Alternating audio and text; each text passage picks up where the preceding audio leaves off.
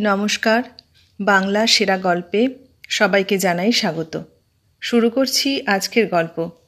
আজ পড়ে শোনাব প্রখ্যাত সাহিত্যিক বিমল মিত্রের লেখা গল্প আমির ও উর্বশী। তাহলে শুনতে থাকো। গল্পের নাম আমির ও উর্বশী।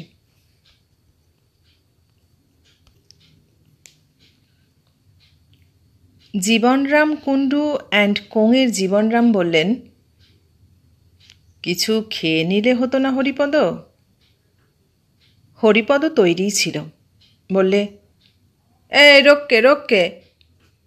ফিটন গাড়িটা থেমে গেল। তাহলে এই দোকানেই ঢোকা যাক, কি বলেন? বেশ নিরিবিলি, আর মাংসটা আপনার গিয়ে খুব ভালো করে এরা। হরিপদর সম্মতির অপেক্ষা করতে লাগলো। তা জীবনরামের আপত্তি নেই। হরিপদ যখন বলছে তখন আর তার আপত্তি করবার কি আছে? কলকাতা শহর সম্বন্ধে হরিপদর চেয়ে কে আর বেশি জানে? এখানে এই শহরে হরিপদই তো জীবনরামের ভরসা। হরিপদর হাতেই জীবনরাম নিজের ভালো মন্দের ভার দিয়ে নিশ্চিন্ত। নেমে আসুন স্যার। হরিপদ গাড়ির দরজা খুলে দিয়ে দাঁড়ালো। দেখবেন স্যার, খুব সাবধান। জীবনরামকে একরকম হাত ধরেই নামিয়ে নিল হরিপদ। জীবনরাম বললেন, ওগুলো নিলে না? কিছু ভাববেন না স্যার, আমি যতক্ষণ আছি আপনি কিছু ভাববেন না। বলে হরিপদ গাড়ির ভেতর থেকে গোটা ৩-৪ বোতল জামার পকেটে আর বগলে তুলে নিলে। বললে, আসুন স্যার, আমার পেছনে পেছনে আসুন। নিরিবিলি একটা ঘেরা ঘরের মধ্যে ঢুকে হরিপদ বললে, বসুন এখানে আরাম করে আপনি। তারপর বাইরে গিয়ে একজন বয়কে সঙ্গে নিয়ে এসে বললে, সেলাম কর বাবুকে, সেলাম কর বেটা, কোটিপতি বাবু, বুঝলি? চক্ষু সার্থক করে নে। তোদের এই দোকানের মতো 10টা দোকান কিনে নিতে পারেন। আজ বেটা তোর ভাগ্যি ভালো, মোটা বকশিস পাবি। সেলাম কর। জীবনরাম বিব্রত বোধ করলেন। থাক হরিপদ, থাক। না, থাকবে কেন মশাই? করলেই বা সেলাম পুণ্যি হবে বেটার। কটা কোটিপতি দেখেছে মশাই ও? সত্যি কথাই বলবো মশাই, আমি বা কটা কোটিপতি দেখেছি? এ আমার বাপের ভাগ্যি যে আপনার সঙ্গে এক টেবিলে বসে খাই, নইলে আমরা কি আপনার পায়ের ধুলোরই যোগ্যি? জীবনরাম প্রশান্ত মুখে হাসতে হাসতে বললেন, কি যে তুমি বলো হরিপদ। হরিপদ জীবনরামকে বললে, না, খুব বিশ্বাসী লোক বুঝলেন। আমি এখানে যখন আসি এর হাতে ছাড়া খাইনি। এখন কি খাবেন বলুন তো? এখানে আপনার সব পাওয়া যাবে। জীবনরাম কিছু বলতে যাচ্ছিলেন, তার আগেই হরিপদ বললে, তুই একটু বুদ্ধি খরচ করে নিয়ে আয় দিকিন। বেশ ঝাল ঝাল মিঠে মিঠে, যা খেলে শরীরটা চাঙ্গা হয়ে ওঠে। কি বলেন স্যার? হরিপদ দেখলে জীবনরাম যেন উসখুস করছেন। পাখাটা জোরে ঘুরছে। আদ্যির পাঞ্জাবির হাত দুটো মিহি গিলে করা, মিনে করা হীরের বোতাম 4টে ঝিকমিক করছে, আর গলার বোতামটা খোলা। তারই উল্টো পিঠে বেগুনি মিনেতে লেখা জেকে, অর্থাৎ ডিমু চেরালির সুবিখ্যাত চাউল ব্যবসায়ী জীবনরাম কুণ্ডু অ্যান্ড কোংয়ের মালিক জীবনরাম কুণ্ডু। খাঁটি কালো গায়ের রং। হরিপদর উপরোধে আজ মুখে স্নো আর পাউডার মেখেছেন। হরিপদ বললে, আর একটু ঢালবো নাকি স্যার? এখনই ঝিমিয়ে পড়লে চলবে কেন? জীবনরাম বললেন, শেষকালের ডোজ বেশি হয়ে যাবে না তো হরিপদ? বলেন কি স্যার? আমি যখন আছি আপনি কিচ্ছু ভাববেন না। চলুন না, এই যাবার মুখে মাথুরামের বেনারসি পানের দোকানে মৃগনাভি দেওয়া খিলি খাইয়ে দেব। দেখবেন শরীর একেবারে চাঙ্গা হয়ে উঠেছে। ঠিক 25 বছরের ছোকরার মতন। আমি তো আছি, আপনার ভয় কিসের? তা বটে। আজ সকাল থেকেই জীবনরাম যেন নতুন মানুষ হয়ে উঠেছেন। বহু অভাব দুঃখ কষ্ট গেছে জীবনরামের জীবনে। এককালে ঢাকায় খবরের কাগজ ফেরি করতে হয়েছে, স্টেশনের প্ল্যাটফর্মে কত রাত কাটাতে হয়েছে, কত বিনিদ্র রাত কেটেছে জীবনরামের উপোস করে। তখন অবশ্য আগুন লাগেনি ভাতের, কিন্তু দেশের সেই সুদিনেও তাঁর কতদিন ভাত জোটেনি। কিন্তু একনিষ্ঠা আর অধ্যবসায় ওরই জোরে জীবনরাম কুণ্ডু কোঙের একদিন প্রতিষ্ঠা হলো। হরিপদ গ্লাসটা এগিয়ে ধরলে, বললে, বেশ অল্প করে সোডা দিয়েছি, চোঁ চোঁ করে ঢালুন তো গলায়, ঢেলেই সিগারেটে টান দিন। ওই সিগারেটটা টানতে যেন দেরি করবেন না স্যার, তাহলেই সব ফুর্তি একেবারে মাটি। জীবনরাম বললেন, কিন্তু ওদিকে দেরি হয়ে যাচ্ছে না তো হরিপদ? আগে দেরি কোথায়? হরিপদ ঠিক হিসেব আছে, 8টার সময় যাবার কথা, এখন বেজেছে 6টা। 2 ঘন্টা এখন মাজা দিয়ে শরীরটাকে চঞ্চন করে তুলুন না। হরিপদ জীবনরামের দিকে চোখ টিপে একটা অর্থপূর্ণ ইঙ্গিত করলে। সরু দেরাদুন চালের ভাত আর ফাউল কারি। জীবনরাম মুরগির ঠ্যাংটা নিয়ে আর সামলাতে পারছেন না। ঝোলে ঝালে জীবনরামের হাত আর মুখ একাকার হয়ে গেছে।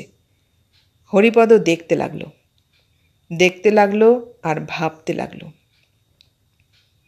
1350-এর শ্রাবণ মাস সেটা। ঝমঝম বৃষ্টি, সারা গায়ে এক কণা চাল নেই কারু কাছে। আগের বসে খেয়ে মেজো ছেলেটা মারা গেছে পেটে ঘা হয়ে। তারপর পড়ল ছোট মেয়েটা জ্বরে। জ্বর থেকে উঠে পথ্য করবার চাল নেই। জীবনরাম বলেছিল, একটু বেশি রাত করে এসো হরিপদ, চাল দেব তোমাকে। রাত করেই হরিপদ এলো। দরজার বাইরে টোকা দিতেই কয়াল এসে দরজা খুলে দিল। জীবনরাম অত রাত পর্যন্ত টাকা পয়সার হিসেব নিয়ে ব্যস্ত ছিলেন। হরিপদকে দেখে বললেন, মুকুন্দ, ধুচুনিতে ভালো চাল 1 পো রাখা আছে, দাও তো এনে হরিপদকে। সস্তা দরেই তোমাকে দিলাম হরিপদ, 80 টাকার দরে তুমি চাল পাবে না এ তল্লাটে।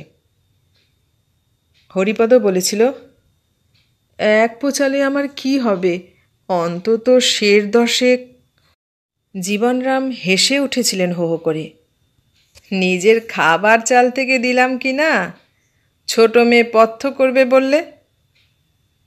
বলে সোনা চাইলে সোনা দিতে পারি, চাল কোথায়? কিন্তু কতদিন স্টেশনে যাবার পথে ভীমু চেরালির ঘাটে গিয়ে দেখেছে হরিপদ জীবনরাম কুণ্ডু অ্যান্ড কোঙের গুদাম থেকে 2 মণি বস্তা পাচার হচ্ছে বজরা নৌকোয়। নৌকো ভর্তি হয়ে সে চাল কোথায় যেত কে জানে। চাটগাঁ, কলকাতা, দিনাজপুর না যশোর কে জানে। রাত 2-3টে পর্যন্ত লম্প জেলে কাজ হতো। জীবনরাম কুণ্ডু অ্যান্ড কোঙের নতুন গুদাম তৈরি হলো, 15খানা বজরা তৈরি হলো, আর গাঁয়ের লোক উচ্ছন্ন হয়ে গেল না খেতে পেয়ে। সেসব 1350 সনের কথা। কতদিন হয়ে গেল তারপরে। জীবনরাম কুণ্ডুর কলকাতায় 4খানা বাড়ি, দেশে 4টে গ্রামের পত্তনি, অনেক কাণ্ড ঘটে গেছে। জীবনরাম বললেন, দেরাদুন রাইস দিয়েছ হে হরিপদ, আহা বেশ গন্ধ।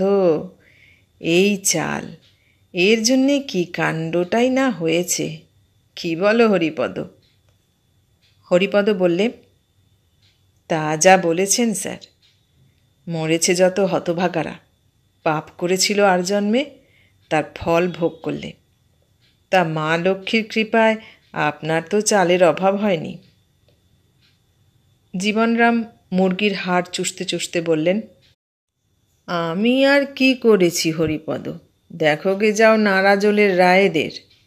মনে করলাম আর দর বাড়বে না, 60 টাকার দরে ছেড়ে দিলাম, নইলে সেই 200 বস্তায় আমারও বেকসুর 2,00,000 টাকা আসতো। দর যখন বাড়ল তখন নারাজলের রায়েরা ধুলো মুঠোকে সোনা মুঠো করছে, আর আমি বুড়ো আঙুল চুষছি। এখন ভাবি আর কপাল চাপড়াতে ইচ্ছে করে। ভাত আর ফাউল কারির শেষে এলো চিকেন রোস্ট। হরিপদ বললে, এইটে খুব চুষে চুষে খান স্যার, এটা খেলে একেবারে খাঁটি রক্ত করে ছেড়ে দেবে। খাওয়ার পর মৃগনাভি দেওয়া 1 খিলি পান খাইয়ে দেব, দেখবেন শরীরটা কেমন চাঙ্গা হয়ে ওঠে। জীবনরাম বললেন, সেদিন সন্ধ্যায় পানটা খেয়ে খুব ভালো ফল দিয়েছিল হরিপদ।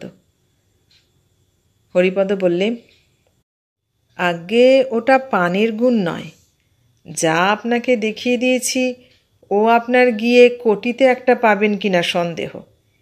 এই রাত্রে যাচ্ছেন তো, গেলেই টের পাবেন। জীবনরাম যেন বিগলিত হয়ে গেছেন। বললেন, চোখ দুটোর ভারী মন মাতানো কিন্তু হরিপদ। হরিপদ বললে, কোনটা মন মাতানো নয় বলুন তো স্যার? আপনি তো সকালে 2 ঘন্টা কথা বললেন। চুলটা কেমন বলুন দেখি?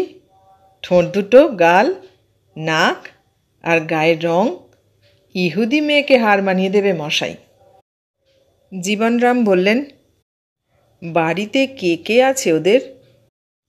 ওই তো বুড়ো মা, বড় ভাই আর ছোট একটা বোন। বড় ভাইটা কি মানুষ? মানুষ নয় স্যার, কোনো দিন বাড়ি আসে, কোনো দিন আসে না। এদের চলে কি করে বলুন তো? ওই মেয়েটা কলেজে পড়ে, কিন্তু পয়সা নেই। আমি ভিক্ষে টিক্ষে করে টাকার জোগাড় করে দিই, তাই চলে। আমাকেই ও বাড়ির একরকম অভিভাবক বলতে পারেন। জীবনরাম বললেন, বাড়িটা বড় ঘুপসির মধ্যে হরিপদ, পাড়াটাও ভালো নয়। হরিপদ বললে, ওই বাড়িরই ভাড়া আগে 50 টাকা। আপনার যদি কৃপা হয় তবে বাড়ি বদলাতে কতক্ষণ? কলেজের মাইনে 2 মাসের বাকি পড়েছে। ছোট বোনটার অসুখ, ডাক্তারের খরচ দিতে পারে না। বড় ভাইটা কেবল রেস আর তাস খেলে বেড়ায়। আজকালকার বাজারে বাড়ি ভাড়া দিয়ে কলকাতা শহরে থাকতে কত খরচ আপনি বলুন তো?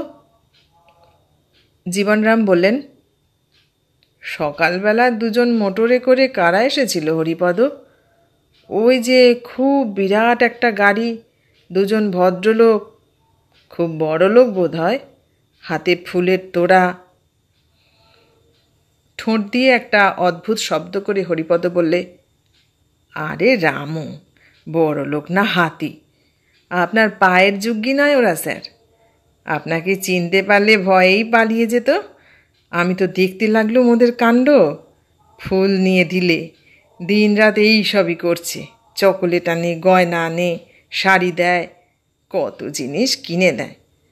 ওরা সব দালাল স্যার, দালাল লেগেছে পেছনে। বুঝেছে যে বাড়িতে কোনো পুরুষ মানুষ নেই। জীবনরাম বুঝতে পারলেন না। দালাল? কিসের দালাল হরিপদ? আগে সিনেমা কোম্পানির, রেকর্ড কোম্পানির দালাল সব।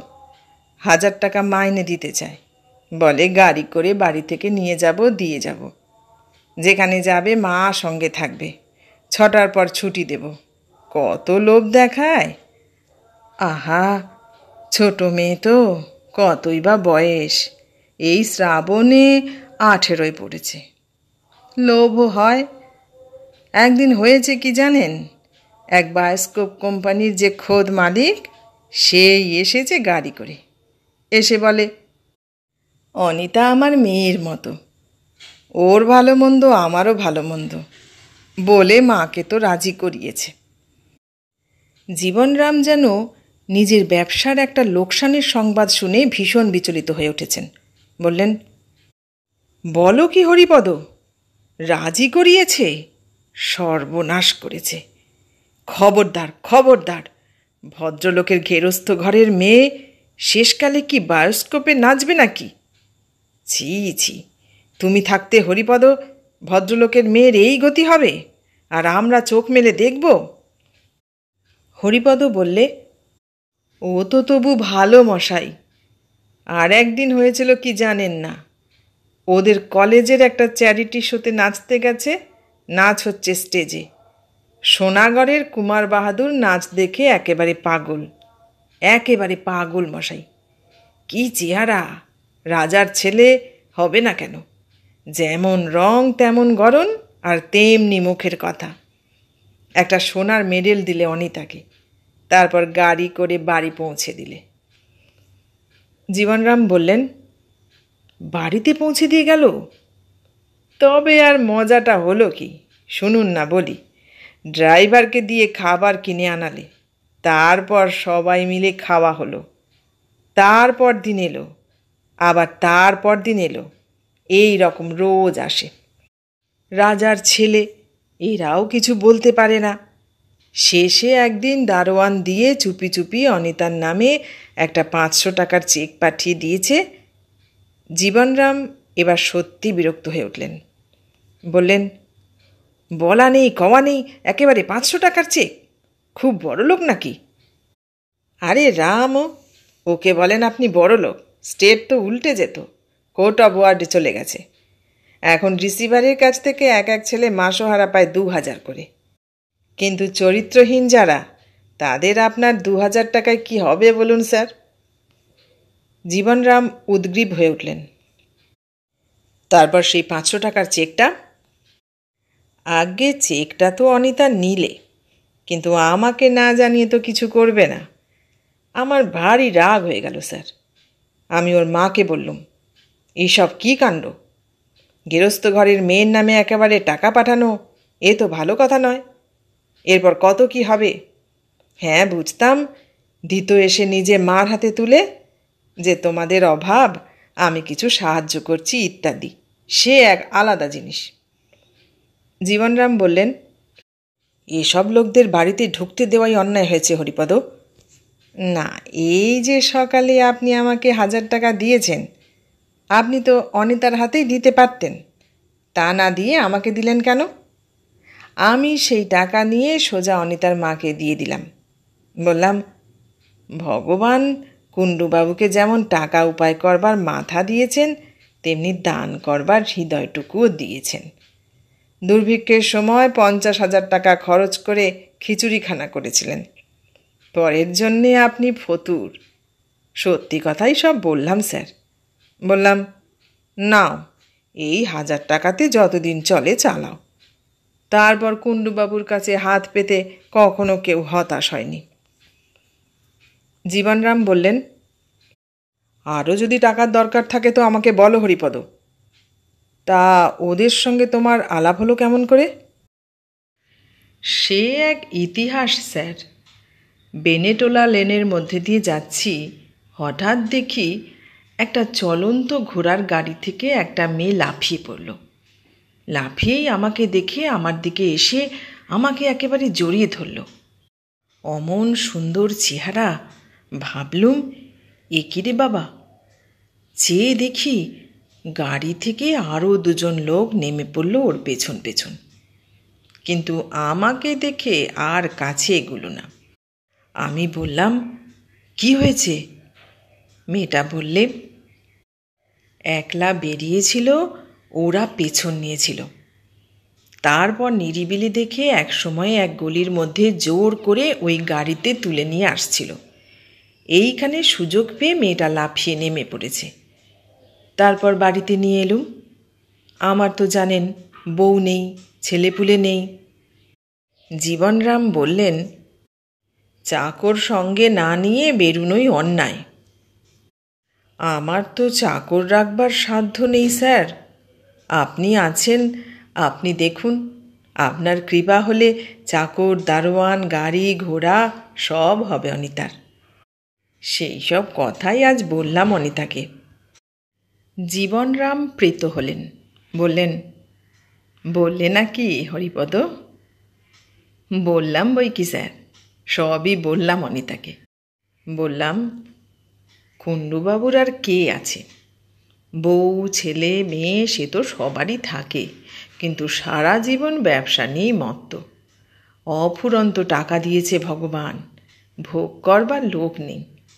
তা একটু স্নেহ ভালোবাসা, একটু আদর যত্ন, এর জন্যেই কুণ্ডুবাবু আকুল। জীবনরাম বললেন, তা ঠিকই বলেছ হরিপদ। ছোটবেলায় যেমন দুঃখ কষ্ট পেয়েছিলাম, বড় হয়ে তেমনি টাকার অভাব হয়নি। 2 হাতে টাকা উপায় করেছি। কোথা দিয়ে কি হচ্ছে বুঝতেই পারিনি। নজর ছিল কেবল কেমন করে ব্যবসা আরও বড় হবে। সকাল থেকে রাত পর্যন্ত গদির উপর কাটিয়ে রাত্রে বাড়ি গিয়ে নাক ডাকিয়ে ঘুমিয়েছি। আবার সকাল হলেই উঠে গদিতে গিয়ে বসেছি। যেন এক ঘুমেই যৌবনটা কাটিয়ে দিয়েছি। এখন ঘুম ভেঙে গিয়ে দেখি এ এক বিচিত্র জগৎ। কখন বয়স হয়ে গিয়েছে টের পাইনি। এখন দেখছি কিছুই ভোগ করা হলো না, শুধু চিনির বলদের মতো টাকা উপায় করেই গেলাম। রাস্তা দিয়ে চলতে চলতে কত জিনিসই নজরে পড়ে, মনে হয় কিছুই পাইনি।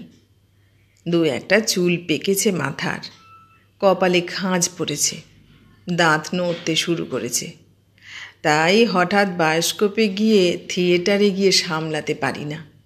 মনে হয় আমার সব গেছে, আমি বাতিল হয়ে গেছি। হরিপদ বললে, কি আর আপনার বয়স হয়েছে স্যার এমন? এখনও 2টো বিয়ে করা চলে ও বয়সে। অনিতা আপনার বয়সের কথা জিজ্ঞেস করছিল সকালবেলা। তাই নাকি? তুমি কি বললে হরিপদ?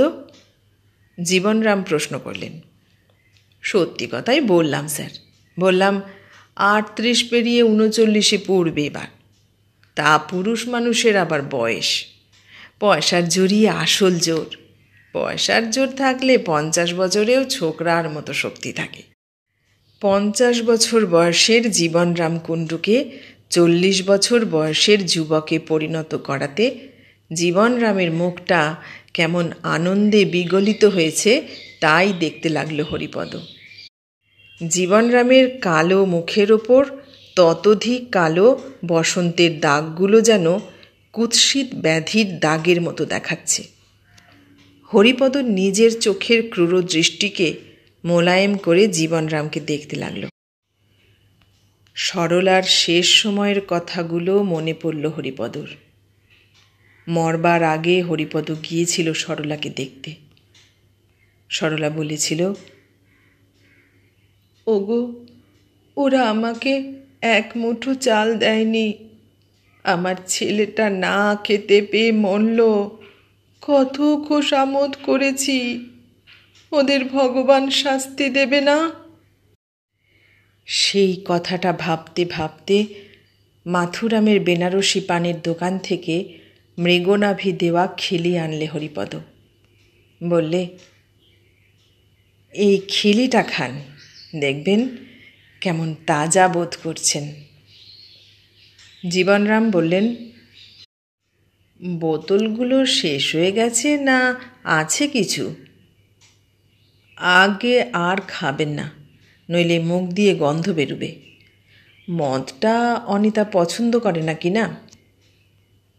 গাড়িটা ধর্মতলা স্ট্রিটের পাশ দিয়ে একটা গলির মধ্যে ঢুকল। বাইরে সবে অন্ধকার হয়েছে। রাস্তায় লোকের ভিড়, চলমান জনতা। জীবনরাম উসখুস করছেন। হরিপদ চেয়ে দেখলে ওষুধের ফল হয়েছে। উজ্জ্বল ফর্সা রঙের একটি মেয়ে, চোখে মুখে ঠোঁটে এক অপূর্ব চাঞ্চল্য, দেহের চলাফেরাতে এক অদ্ভুত মাদকতা এনে দেয়। জীবনরাম কল্পনায় অনিতাকে দেখতে লাগলেন। সকালবেলা একটু আলাপ করে এসেছেন, তারপর রাত 8টায় যাবার কথা। অর্থ, প্রচুর অর্থ নিয়ে জীবনরাম করবেন কি? সব ব্যর্থ, যদি ভোগই না হলো। নির্জীব প্রাণহীন দেহ আর ভোগহীন জীবন জীবনরামের কাছে যেন দুর্বহ হয়ে উঠেছে।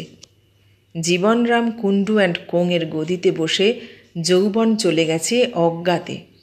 আজ লুপ্ত যৌবনকে আবার বুঝি ফিরে পেয়েছেন।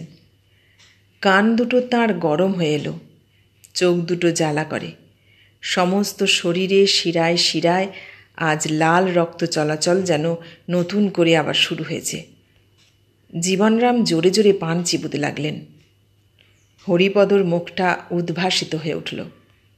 জীবনরাম বললেন, গাড়িটা বড় আস্তে আস্তে চলছে হে হরিপদ, একটু জোরে চালাতে বলো না। হরিপদ জোরে হাঁকাবার হুকুম দিলে। 2-3টে গলি পেরিয়ে গাড়িটা অন্ধকার একটা সরু গলির সামনে এসে দাঁড়ালো। অন্ধকার হয়েছে চারিদিকে। গলির ভেতর গাড়ি ঢোকে না। গাড়ি থেকে নেমে হেঁটে যেতে হবে ভেতরে। হরিপদ গাড়ি থেকে নেমে পড়ল। বললে,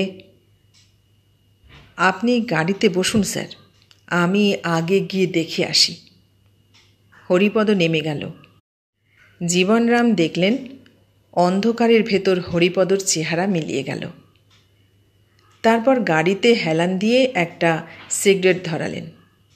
অন্ধকারে সিগারেটের আগুনটা জলজল করে জ্বলছে।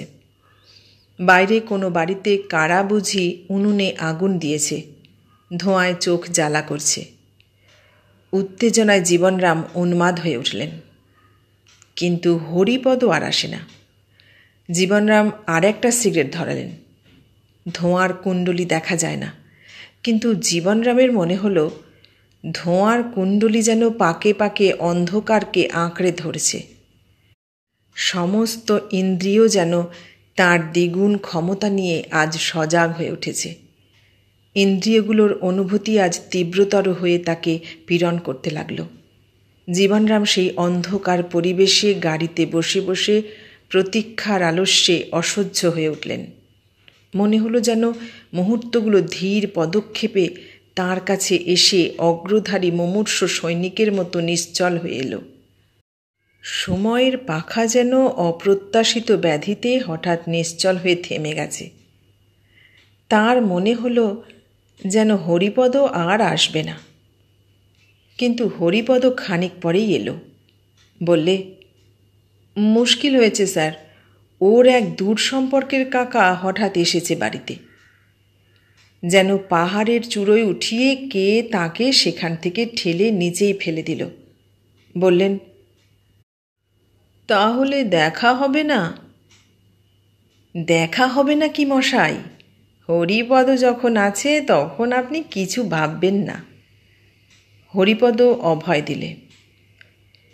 কিন্তু একটা অসুবিধে হয়ে গেছে স্যার, কথা বলতে পারবেন না, চুপি চুপি সব সারতে হবে, আর আলো জ্বালতে পারবেন না।